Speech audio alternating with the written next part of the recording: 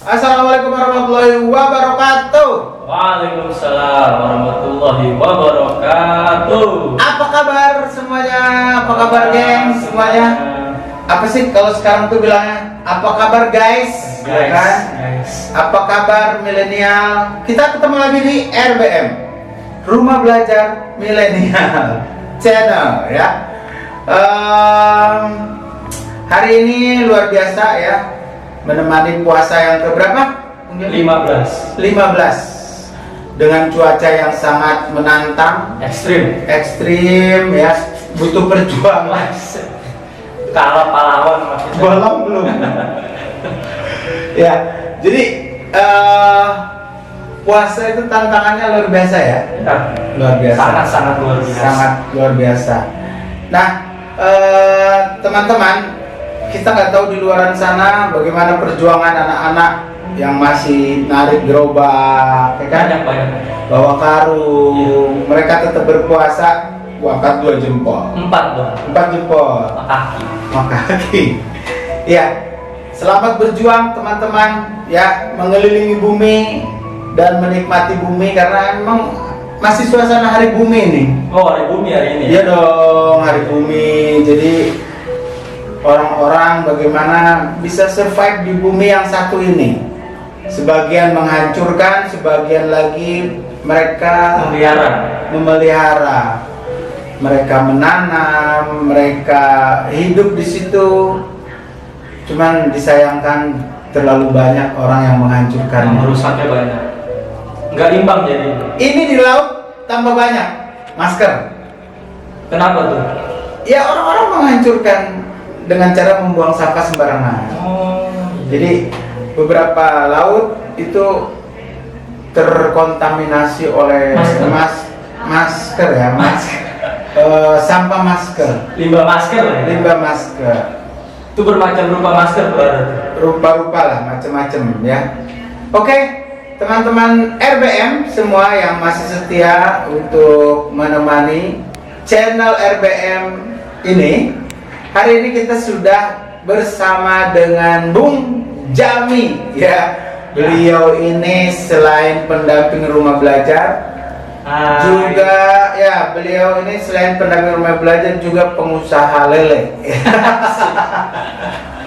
Pengusaha lele ya. Nah, kita mau ngobrol-ngobrol santai dengan Bung Jami ini, dan menurut riwayat nih, kisah-kisah sebelumnya atau perjalanan hidupnya sebelum di rumah belajar ini, Bung Jami juga aktif di dunia sosial gitu, di dunia sosial. Dan kita pengen banyak tahu cerita tentang Bang Jami ini. Boleh dong diperkenalkan, Boleh, kan? boleh. Silakan Bung Jami. Oke, terima kasih Kak Samsul panggilannya. Cie, pakai kakak. Ya, Dek. Ya, terima kasih Kak Samsul udah diundang nih di ruang RBM. Podcast. Podcast RBM. RBM itu Rumah Belajar Milenial. Tepuk tangan dulu dong. RBM. Bung Jami, ini sebetulnya Bung Jami itu di dunia sosial tuh awalnya di mana? Untuk sebelumnya karena dulu sempat di Karang Taruna. Awal-awalnya Karang Taruna di wilayah. Nah, terus ada organisasi itu dari Korea kalau nggak salah. Karang Taruna itu. Karang Taruna udah sempat berjalan setahun. Karang Taruna emang dari Korea? Bukan. Kita dulu gabung di Karang Taruna, gabung di Karang Taruna wilayah. Nah, setelah terus itu kerjasama? ada lembaga organisasi sosial ya dari Korea, yaitu Guganuran Indonesia. Bahasa Indonesianya Guganuran Indonesia, tapi dia itunya internasionalnya Good Neighbors. Good Neighbors. Kalau kata orang-orang tuh tetangga yang baik kalau nggak salah. Good Neighbors. Singkatannya tuh GNI ya? Ya, GNI, Guganuran Indonesia. Itu di bahasa Indonesianya Guganuran Indonesia, tapi kalau bahasa internasionalnya itu lebih fenomenal dengan Good Neighbors. Kalau nggak salah tokohnya Imam Prasojo ya? Bukan. Bukan? Bukan. Dia kalau Good Neighbors itu dia di berbagai wilayah ada. Oh, Di ada. Indonesia aja ada sekitar kurang lebih 15 titik gitu. Apa yang dilakukan itu? Sosial. Nah, Salah satunya modelnya? pengembangan masyarakat, pendampingan anak, terus juga ada perkembangan ekonomi juga buat masyarakat sekitar. Pendampingan anak tuh anak sekolah Iya. anterin gitu. Anaknya didampingin kalau pergi sekolah, bukan? Maksudnya didampingin itu kayak misalnya ada anak yang kurang mampu, khususnya anak yang kurang mampu di wilayah Bandar Selatan. Oh, masih sekitaran Priok nih ya? Di Priok, Jakarta Utara. Nah itu datang organisasi GNI itu, dia bekerja sama wilayah, khususnya di RW 02 sama RW 01. Nah itu tugasnya mereka untuk membantu anak-anak yang kurang mampu di sekitar wilayah tersebut.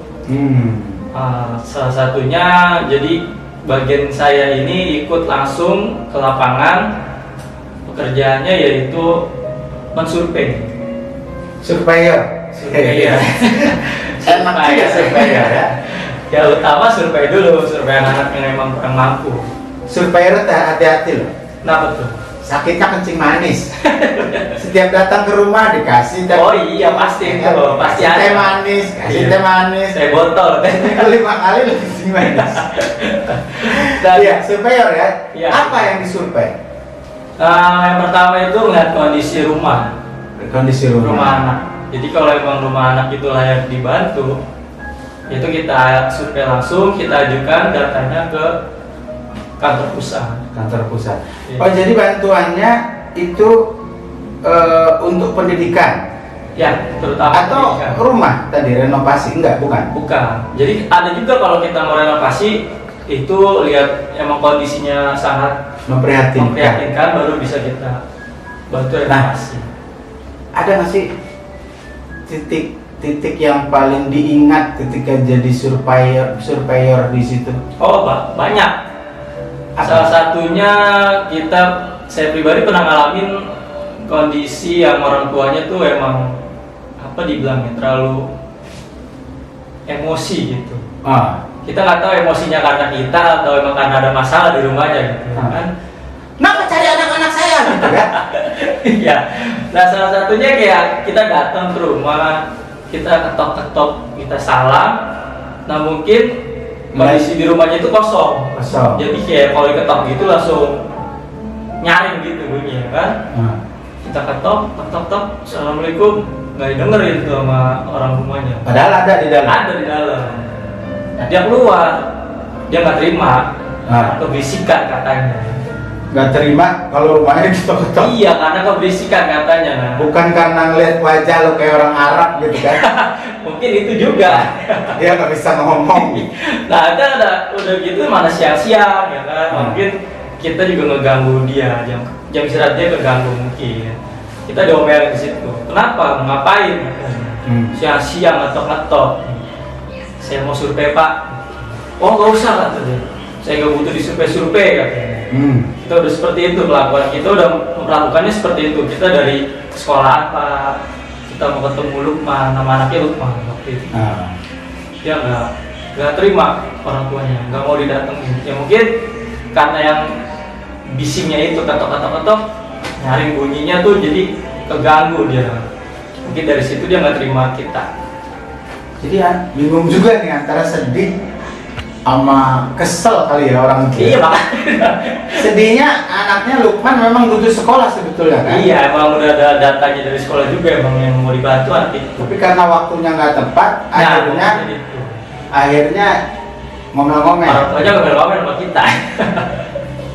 Tuh teman-teman, ternyata setiap tugas atau pekerjaan ada selalu titik yang membuat orang menjadi pembelajaran terbaik. Betul. Cuman itu aja? Banyak sih sebenarnya. Ada lagi? Iya. Apa dilempar salon? Enggak itu yang gak enaknya, tapi kalau enaknya ada juga yang Enaknya, coba yang enaknya. Iya. Dikasih teh manis tadi. Pasti kita disuruh duduk dulu, terutama kita datang duduk, kita nggak pakai ngomong apa-apa udah dikasih minum. Kadang-kadang dikasih duit juga sih kalau misalnya itu. Oh, dikasih duit? Dikasih ini dari orang tua gitu. Oh, Dari wilayah misalnya. saya pikir dikasih, yaudah disekolahin sekaligus jadi makmumnya abang nih gitu. Itu ya, pokoknya beda-beda lah kan, karena kita survei itu kan nggak semuanya orang sama kan. Itu masyarakatnya padat penduduk lah ya. Padat penduduk. Rawa Badak tahu sendiri kan, Iya. apalagi daerah-daerah tertentu ya. Karena pernah pengalaman juga, saya sempat jadi surveyor juga Guys, asik. di rumah belajar zaman dulu, tapi awal-awal itu pertama ya butuh sekolah, tapi nggak punya buku, kita kasih buku kan, Iya pasti. oke kan, cuman nggak punya seragam, emang kita nggak pakai seragam bu, belajarnya bebas. Oh iya nggak punya tasnya, kita kasih tas. Udah dikasih tas, terus kok nggak masuk lagi. Taunya kontrakannya udah udah pindah dia. Udah pindah. Pindah. Kemana bu? Oh ke sana katanya, ke tembok di situ. Tembok kita ketemu kontrakannya. Ternyata permasalahannya si ibunya itu nggak terbuka. Kalau anaknya itu sumber penghasilan, jadi dia kerja, ya kan, kerja. Tapi ya dia pengen dapat ijazah juga kan, dilematis tuh. Iya. Tidak terbuka dengan kita. Akhirnya pas datang berikutnya home visit, itu lubang yang biasa kita lewatin itu tembok udah dipagar, udah dipalangin pakai kayu. Aduh bingung juga ke sana. Ternyata penolakan itu ternyata di awal ya. Dari awal. Ya. Di awal. Setelah kesini untuk rumah belajar rata-rata orang nyari. Mungkin karena sudah ada lulusan. Iya udah ada orang yang menerima ijazah dan lain-lain. Terbukti gitu. lah ya. Terbukti. Akhirnya 5 tahun ke belakang hal yang kayak tadi tuh nggak terjadi lagi. Alhamdulillah. Gitu. Jadi kalau Bung Jami sendiri nih untuk selanjutnya kan nggak di GRI nih. Iya. Pindah ke rumah belajar kan? Iya. Itu kesan apa yang didapetin di rumah belajar nih? Kesan-kesan yang didapat di rumah belajar ya banyak juga. Contohnya kita jadi banyak tambah ilmu pembelajaran sosial juga. Karena di rumah belajar sendiri berbagai macam karakter anak-anak nih. Bedanya kita di yang sebelumnya dan yang di sini. Kalau yang sebelumnya kan kita nggak selalu bertemu dengan anak-anak sebelumnya. Itu sebagai yang pertama itu. Yang pertama. Iya. Kalau yang sekarang ini yang di rumah belajar kita selalu berhadapan dengan anak-anak, langsung tatap muka gitu ya kan. Nah di situ kita banyak anak-anak yang pendiam, aktif. Mereka ini ya ya tahu sendiri lah ya. Iya, anak periuk. Iya, jadi kalau saya pribadi penglihatan anak ya biasa-biasa aja gitu, nggak mau beda-bedain dia yang aktif dan tidak aktif. Ada berapa rumah belajar sih? Kalau rumah belajar itu ada 3 kantor pusat. 3 kantor pusat. Ya, di salah satunya Kecamatan Koja, Kecamatan Kerincing, Kecamatan Tanjung Priok. Itu semua pusat tuh? Pusat. Oh, terus selain pusat ada lagi? Ada, namanya kelas jauh. Kelas jauh. Kelas jauhnya di berbagai kecamatan tuh ada 5 kelas jauh. 5 kelas jauh. Di masing-masing kantor pusat ada kelas jauh, 5 kelas jauh. Dan itu aktif? Aktif. Aktif Karena saat ini pandemi, jadi pembelajarannya secara online. Online. Iya. Sebelum-sebelumnya offline. Sebelum-sebelumnya offline. Seru dong. Seru, banyak. Apa keseruannya?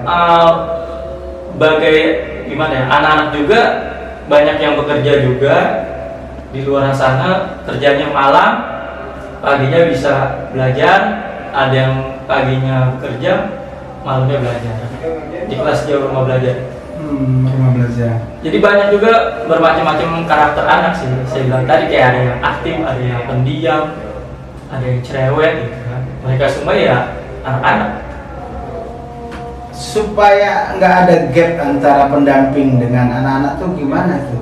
pendekatannya itu? Kalau pribadi saya untuk pendekatannya terbuka aja kalau saya. Jadi kayak misalnya dia mau menyapa saya, ayo sapa, enggak juga, nggak usah gitu kan. Kalau dia nggak mau sapa juga nggak perlu juga gitu. Jadi kita Kita sebaliknya nyapa duluan. iya gitu. Jadi kita nggak perlu harus lo harus hormat sama kita. Kalau saya pribadi gitu, lo harus hormat sama kita, nggak perlu kalau saya pribadi.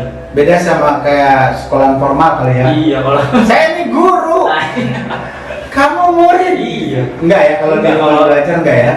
Mungkin kalau yang lain iya kan, kalau saya pribadi sih saya nggak punya pemikiran seperti itu gitu. Karena ayo aja kita jalan bareng gitu kan. Karena kita nggak mesti harus dihormati gimana. Ayo aja kita jalan bareng-bareng. Jadi keseruannya tuh ada juga lah ya. Antar pendamping apa antara anak-anak Anak-anak sebelum pandemik ya? iya, kita ada pelatihan, Ya, ada kunjungan juga, visit ya. visit, dan ada juga kalau di kelas pusat ada main futsal juga. Ada perkumpulan semuanya itu 3 rumah belajar itu? Iya, sempat kita pernah berkumpul di 3 pusat itu main futsal. Main futsal. Kegiatan lain selain futsal atau kunjungan keluar, ngadain apa camping gitu? Iya ada, kita pernah punya acara apa namanya tuh Apa? Sejenis perkumpulan Jambore ya. Iya, kita punya program Jambore. Jambore itu di semua. Ngapain itu di situ? Di situ kita belajar apa namanya tuh agar anak-anak bisa lebih mandiri lagi. Karena kita di sana kan 3 hari 2 malam. 3 hari. 3 hari 2 malam. Padat dong kegiatannya. Ada dari pagi sampai bisa hampir jam 10 atau jam 9 malam kan. Apa menunjukkan kreativitas, Ya, potensi? salah satunya ada penampilan. Penampilan tiap-tiap dari- ini ya, tiap-tiap rumah belajar. Dari rumah belajar. Penampilannya salah satunya ada musik, ada karate bela diri, ada drama juga.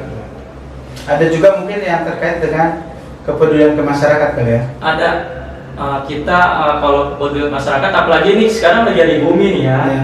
Kita sempat pernah nyumbang bibit pohon Bibit pohon ke masyarakat ke masyarakat di daerah Bogor. di Bogor ya. Iya. Nah orang sekitar wilayah juga sangat terima kita gitu, kedatangan kita, nggak ngerasa terganggu. Tuh, jadi teman-teman jangan menganggap sekolah non formal itu bikin bete ya. Iya. Hanya mengejar ujian saja, enggak ya? Enggak. Ternyata di rumah belajar ini ada kegiatan itu mungkin kemasyarakatan ya. Iya. Kayak penelitian gitu, kemudian mini penelitian lah kecil-kecil. Terus ada tadi jambore, kumpul, merasakan bahwa oh ternyata bukan hanya gue loh yang Iya. belajar kayak gini gitu kan. Ternyata banyak loh gitu kan. Nah, jadi teman-teman gak usah ragu lagi bahwasannya pembelajaran itu bisa di mana saja. Pastinya. Bisa di mana saja. Bisa di mana. Ada pesan mungkin buat teman-teman yang masih di luar, yang masih belum tahu atau masih mulung bahasanya atau masih ngamen untuk coba ikut program ini?